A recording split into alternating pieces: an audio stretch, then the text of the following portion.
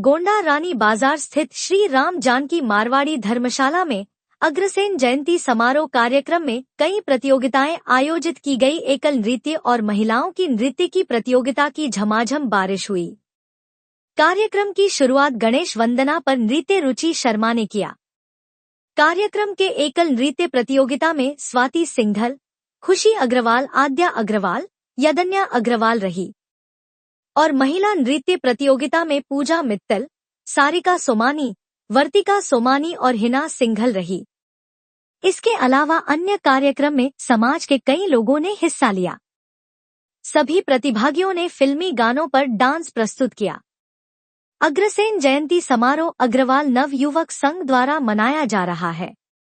कार्यक्रम के दौरान मारवाड़ी युवा मंच देवीपाटन महिला मंडल की प्रांतीय सदस्य नीलम जैन, अनामिका बंसल, श्री राम जानकी जागृति महिला समिति की सदस्य पूनम मित्तल, बेनू अग्रवाल, सरोज गर्ग, सुधा टेगडीवाल, सरिता अग्रवाल, शारदा गर्ग, मंजू अग्रवाल, वर्षा अग्रवाल, रेणु अग्रवाल और राधा पचेरिया के अलावा अग्रवाल नवयुवक संघ के अध्यक्ष चेतन अग्रवाल, महामंत्री विकास जैन, कार्यक्रम संयोजक संजय अग्रवाल, अनिल मित्तल, अतुल अग्रवाल सहित अन्य लोग मौजूद रहे।